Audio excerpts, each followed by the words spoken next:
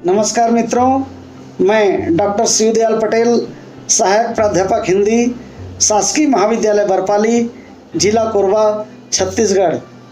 आज हम बीए प्रथम वर्ष हिंदी कथा साहित्य द्वितीय प्रश्न पत्र में संकलित यशपाल जी की प्रसिद्ध कहानी पर्दा का वाचन करेंगे। पर्दा, रचनाकार यशपाल। चौधरी पीरबख्श के दादा चुंगी के महकमे में दरोगा थे। आमदनी अच्छी थी। एक छोटा पर पक्का मकान भी उन्होंने बनवा लिया। लड़कों को पूरी तालीम दी। दोनों लड़के एंट्रेंस पास कर रेलवे में और डाक खाने में बाबू हो गए। चौधरी साहब की ज़िंदगी में लड़कों के ब्याह और बाल बच्चे भी हुए, लेकिन ओहदे में खास तरक्की ना हुई। वही 30 और 40 रुपये माहवार का दर्जा। अपने ज़माने की याद कर चौधरी साहब कहते, वो भी क्या वक्त थे। लोग मिडिल पास कर डिप्टी कलेक्टर करते थे, और आजकल की तालीम है कि एंट्रेंस तक अंग्रेजी पढ़कर लड़के 30-40 से आगे नहीं बढ़ पाते। बेटों को ऊंचे ओहदों पर देखने का अरमान लिए ही उन्होंने आंखें मूंद ली। इंशाअल्लाह चौधरी साहब के कुनबे में बरकत हुई। चौधरी फजल कुर्बान रेलवे में काम करते थे। अल्लाह ने उन्हें 4 बेटे और 3 बेटियां दी। चौधरी इलाही बख्श डाक खाने में थे। उन्हें भी अल्लाह ने 4 बेटे और 2 लड़कियां बख्शी। चौधरी खानदान अपने मकान को हवेली पुकारता था। नाम बड़ा देने पर जगह तंग ही रही। दरोगा साहब के ज़माने में जनाना भीतर था और बाहर बैठक में वे मोढ़े पर बैठा नैचा गुड़गुड़ाया करते। जगह की तंगी की वजह से उनके बाद बैठक भी जमाने में जनाने में शामिल हो गई और घर की ड्योढ़ी पर पर्दा लटक गया। बैठक न रहने पर भी घर की इज्जत का ख्याल था, इसलिए पर्दा बोरी के टाट का नहीं, बढ़िया किस्म का रहता। जाहिर है दोनों भाइयों के बाल बच्चे एक ही मकान में रहने पर भी भीतर सब अलग अलग था। ड्योढ़ी का पर्दा कौन भाई लाए? इस समस्या का हल इस तरह हुआ कि दरोगा साहब के ज़माने की पलंग की रंगीन दरियाँ एक के बाद एक ड्योढ़ी पर लटकाई जाने लगी। तीसरी पीढ़ी के ब्याह शादी होने लगे। आखिर चौधरी खानदान की औलाद को हवेली छोड़ दूसरी जगहें तलाश करनी पड़ी। चौधरी इलाही बख्श के बड़े साहबजादे एंट्रेंस पास कर डाक खाने में 20 रुपये की क्लर्की पा गए। दूसरे साहबजादे मिडिल पास कर अस्पताल में कंपाउंडर बन गए। ज्यों ज्यों जमाना गुजरता जाता, तालीम और नौकरी दोनों मुश्किल होती जाती। तीसरे बेटे होनहार थे। उन्होंने वजीफ़ा पाया। जैसे तैसे मिडिल कर स्कूल में मुदर्रिस हो देहात चले गए। चौथे लड़के पीरबख्श प्राइमरी से आगे न बढ़ सके। आजकल की तालीम माँ बाप पर खर्च करके बोझ के सिवा और है क्या। स्कूल की फीस हर महीने और किताबों, कापियों और नक्शों के लिए रुपये ही रुपये। चौधरी पीरबख्श का ब्याह हो गया। मौला के करम से बीबी की गोद भी जल्दी ही भरी। पीरबख्श ने रोज़गार के तौर पर खानदान की इज्जत के ख्याल से एक तेल की मिल में मुंशीगिरी कर ली। तालीम ज़्यादा नहीं तो क्या, सफ़ेद पोश खानदान की इज्जत का पास तो था। मजदूरी और दस्तकारी उनके करने की चीज़ें न थीं। चौकी पर बैठते कलम दवात का काम था। 12 रुपये महीना, अधिक नहीं होता। चौधरी पीरबख्श को मकान सितवा की कच्ची बस्ती में लेना पड़ा। मकान का किराया 2 रुपया था। आसपास गरीब और कमीने लोगों की बस्ती थी। कच्ची गली के बीचों बीच गली के मुहाने पर लगे कमेटी के नल से टपकते पानी की काली धार बहती रहती, जिसके किनारे घास उगाई थी। नाली पर मच्छरों और मक्खियों के बादल उमड़ते रहते। सामने रमजानी धोबी की भट्टी थी, जिसमें से धुआं और सज्जी मिले उबलते कपड़ों की गंध उड़ती रहती। दाईं ओर बीकानेरी मोचियों के घर थे। बाईं ओर वर्कशॉप में काम करने वाले कुली रहते। इस सारी बस्ती में चौधरी पीर बख्श ही पढ़े लिखे सफ़ेद पोश थे। सिर्फ उनकी ही घर की ड्योढ़ी पर पर्दा था। सब लोग उन्हें चौधरी जी, मुंशी जी कहकर सलाम करते। उनके घर की औरतों को कभी किसी ने गली में नहीं देखा। लड़कियां 4-5 बरस तक किसी काम काज से बाहर निकलती और फिर घर की आबरू के ख्याल से उनका बाहर निकलना मुनासिब न था। पीर बख्श खुद ही मुस्कुराते हुए सुबह शाम कमेटी के नल से घड़े भर लाते। चौधरी की तनख्वाह 15 बरस में 12 से 18 हो गई। खुदा की बरकत होती है तो रुपये पैसे की शक्ल में नहीं, आल औलाद की शक्ल में होती है। 15 बरस में 5 बच्चे हुए, पहले 3 लड़कियां और बाद में 2 लड़के। दूसरी लड़की होने को थी तो पीर बख्श की वालदा मदद के लिए आई। वालिद साहब का इंतकाल हो चुका था। दूसरा कोई भाई वालदा की फिक्र करने आया नहीं। वे छोटे लड़के के यहाँ रहने लगी। जहाँ बाल बच्चे और घर बार होता है, 100 किस्म की झंझटें होती ही हैं। कभी बच्चे को तकलीफ़ है तो कभी जच्चा को। ऐसे वक्त में कर्ज की ज़रूरत कैसे न हो। घर बार हो तो कर्ज भी होगा ही। मिल की नौकरी का कायदा पक्का होता है। हर महीने की 7 तारीख को गिनकर तनख्वाह मिल जाती है। पेशगी से मालिक को चिढ़ है।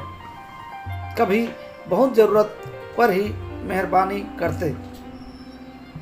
ज़रूरत पड़ने पर चौधरी घर की कोई छोटी मोटी चीज़ गिरवी रख कर उधार ले आते।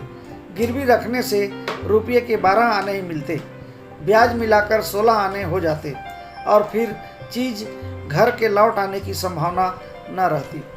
मोहल्ले में चौधरी पीर बख्श की इज्जत थी। इज्जत का आधार था घर के दरवाजे पर लटका पर्दा। भीतर जो हो पर्दा सलामत रहता। कभी बच्चों की खींच खांच या बेदर्द हवा के झोंकों से उसमें छेद हो जाते तो पर्दे की आड़ से हाथ सुई धागा ले उसकी मरम्मत कर देते। दिनों का खेल। मकान की ड्योढ़ी के किवाड़ गलते गलते बिल्कुल गल गए। कई दफ़े कसे जाने से पेंच टूट गए और सुराख ढीले पड़ गए। मकान मालिक सुरजू पांडे को उसकी फिक्र न थी।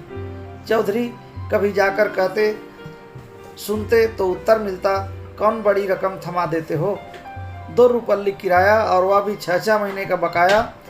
जानते हो लकड़ी का क्या भाव है। ना हो मकान छोड़ जाओ। आखिर किवाड़ गिर गए। रात में चौधरी उन्हें जैसे तैसे चौखट से टिका देते।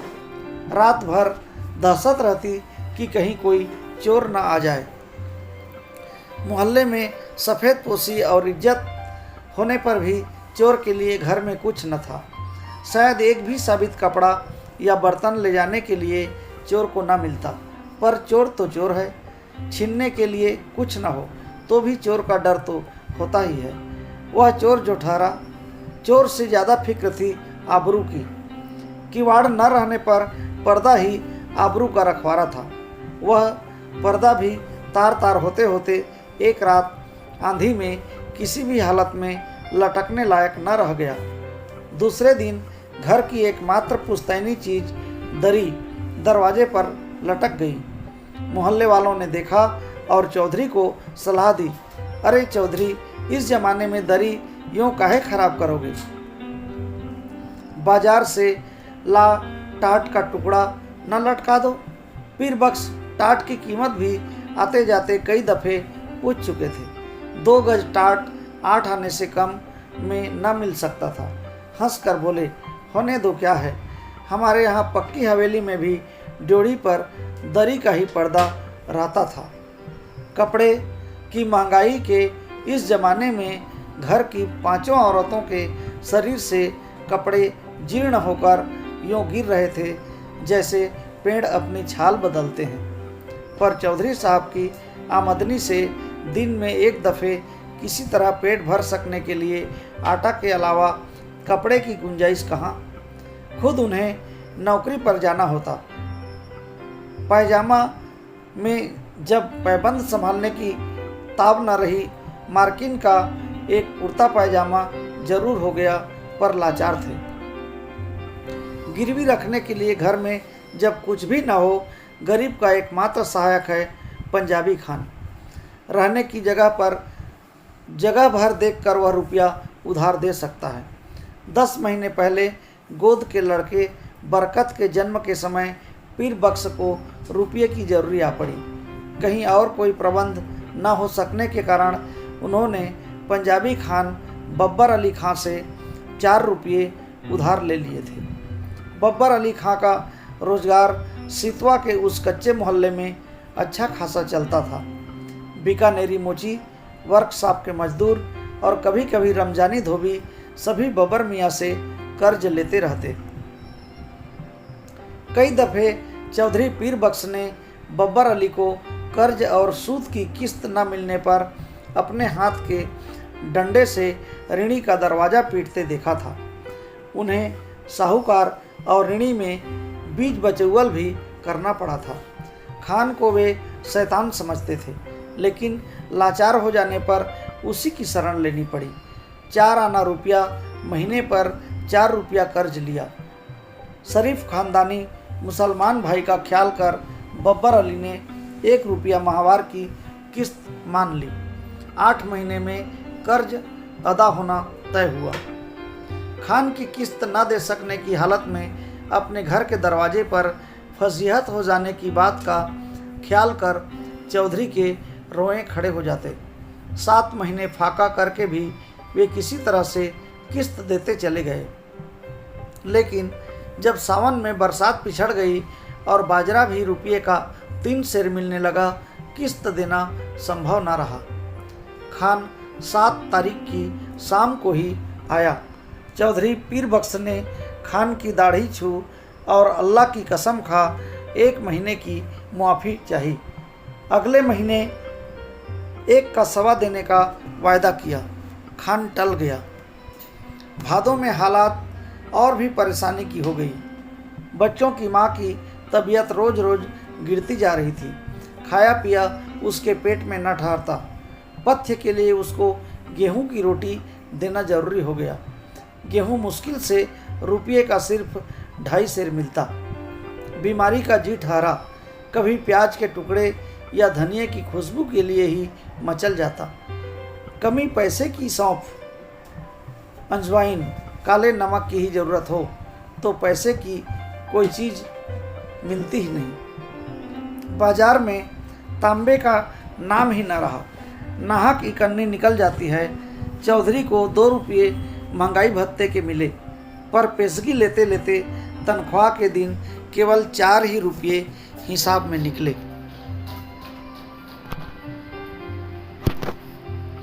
बच्चे पिछले हफ्ते लगभग फाके से थे। चौधरी कभी गली से 2 पैसे की चौराई खरीद लाते, कभी बाजरा उबाल सब लोग कटोरा कटोरा भर पी लेते। बड़ी कठिनाई से मिले 4 रुपयों में से 1.25 रुपया खान के हाथ में धर देने की हिम्मत चौधरी को न हुई। मिल से घर लौटते समय वे मंडी की ओर टहल गए। 2 घंटे बाद जब समझा खान टल गया होगा और अनाज की गठरी ले वे घर पहुँचे। खान के भय से दिल डूब रहा था, लेकिन दूसरी ओर 4 भूखे बच्चों, उनकी माँ, दूध न उतर सकने के कारण सूख कर कांटा हो रहे गोद के बच्चे और चलने फिरने से लाचार अपनी ज़ईफ़ माँ की भूख से बिलबिलाती सूरतें आँखों के सामने नाच जाती। धड़कते हुए हृदय से वे कहते जाते, मौला सब देखता है, खैर करेगा। 7 तारीख की शाम को असफल हो खान 8 की सुबह तड़के चौधरी के मिल चले जाने से पहले ही अपना डंडा हाथ में लिए दरवाजे पर मौजूद हुआ। रात भर सोच सोच कर चौधरी ने खान के लिए बयान तैयार किया। मिल के मालिक लाला जी 4 रोज के लिए बाहर गए हैं। उनके दस्तखत के बिना किसी को भी तनख्वाह नहीं मिल सकी। तनख्वाह मिलते ही वह 1.25 रुपया हाजिर करेगा। माकूल वजह बताने पर भी खान बहुत देर तक गुर्राता रहा। अम वतन छोड़ के परदेश में पड़ा है, ऐसे रुपया छोड़ देने के वास्ते अम यहाँ नहीं आया है। हमारा भी बाल बच्चा है, 4 रोज में रुपया नहीं देगा तो अब तुम्हारा कर देगा।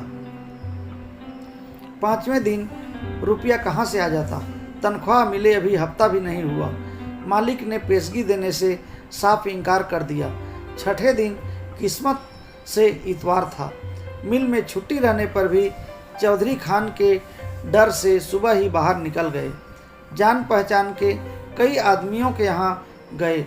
इधर उधर की बातचीत कर वे कहते, अरे भाई हो तो 20 आने, पैसे तो दो एक रोज के लिए देना, ऐसे ही ज़रूरत आ पड़ी है। उत्तर मिला, मियाँ पैसे कहाँ इस ज़माने में, पैसा का मोल कौड़ी नहीं रह गया, हाथ में आने से पहले ही उधार में उठ गया तमाम। दोपहर हो गई, खान आया भी होगा तो इस वक्त तक बैठा नहीं रहेगा, चौधरी ने सोचा और घर की तरफ चल दिए। घर पहुंचने पर सुना खान आया था और घंटे भर तक ड्योढ़ी पर लटके दरी के पर्दे को डंडे से ठेल ठेल कर गाली देता रहा। पर्दे की आड़ से बड़ी बीबी के बार बार खुदा की कसम खा यकीन दिलाने पर कि चौधरी बाहर गए हैं, रुपया लेने गए हैं, खान गाली देकर कहता, नहीं बदजात चोर भीतर छिपा है, हम 4 घंटे में फिर आता है, रुपया लेकर जाएगा, रुपया नहीं देगा तो उसका खाल उतार कर बाजार में बेच देगा। हमारा रुपया क्या आराम का है? 4 घंटे से पहले ही खान की पुकार सुनाई दी। चौधरी पीर बख्श के शरीर में बिजली से दौड़ गई और वे बिल्कुल निस्सत्त हो गए, हाथ पैर सुन्न और गला खुश्क। गाली दे पर्दे को ठेल कर खान के दोबारा पुकारने पर चौधरी का शरीर निर्जीव प्राय होने पर भी निश्चेष्ट न रह सका। वे उठकर बाहर आ गए। खान आग बबूला हो रहा था। पैसा नहीं देने का वास्ते चिपता है। एक से एक बढ़ती हुई 3 गालियां एक साथ खान के मुंह से पीर बख्श के पुरखों पीरों के नाम निकल गईं। इस भयंकर आघात से पीर बख्श का खानदानी रक्त भड़क उठने के बजाय और भी निर्जीव हो गया। खान के घुटने छू अपनी मुसीबत बता वे मुआफ़ी के लिए खुशामद करने लगे। खान की तेजी बढ़ गई। उसके ऊंचे स्वर से पड़ोस के मोची और मजदूर चौधरी के दरवाजे के सामने इकट्ठे हो गए। खान क्रोध में डंडा फटकार कर कह रहा था, पैसा नहीं देना था, लिया क्यों? तनख्वाह किधर में जाता? आरामी हमारा पैसा मारेगा, हम तुम्हारा खाल खींच लेगा। पैसा नहीं है तो घर पर पर्दा लटका के शरीफ ज़्यादा कैसे बनता?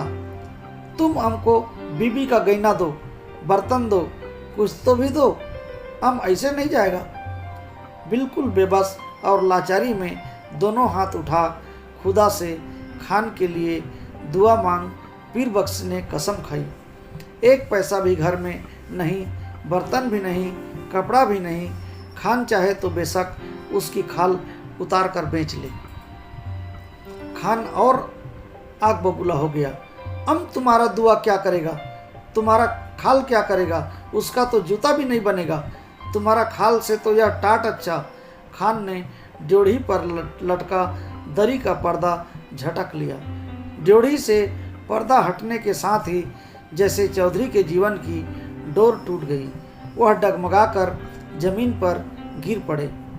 इस दृश्य को देख सकने की ताव चौधरी में न थी, परंतु द्वार पर खड़ी भीड़ ने देखा। घर की लड़कियां और औरतें पर्दे के दूसरी ओर घटती घटना के आतंक से आंगन के बीचों बीच इकट्ठी हो खड़ी कांप रही थी।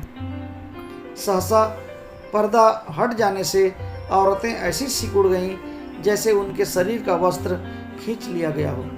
वह पर्दा ही तो घर भर की औरतों के शरीर का वस्त्र था। उनके शरीर पर बचे चिथड़े उनके 1/3 अंग ढकने में भी असमर्थ थे। जाहिल भीड़ ने घृणा और शर्म से आंखें फेर लीं। उस नग्नता की झलक से खान की कठोरता भी पिघल गई। ग्लानि से थूक पर्दे को आंगन में वापस फेंक क्रुद्ध निराशा में उसने लाहौल बिला कहा और असफल लौट गया। भय से चीख कर ओट में हो जाने के लिए भागती हुई औरतों पर दया कर भीड़ छंट गई। चौधरी बेसुध पड़े थे। जब उन्हें होश आया, ड्योढ़ी का पर्दा आंगन में सामने पड़ा था, परंतु उसे उठाकर फिर से लटका देने का सामर्थ्य उनमें शेष न था। शायद अब उसकी आवश्यकता भी न रही थी। पर्दा जिस भावना का अवलंब था वह मर चुकी थी। यशपाल।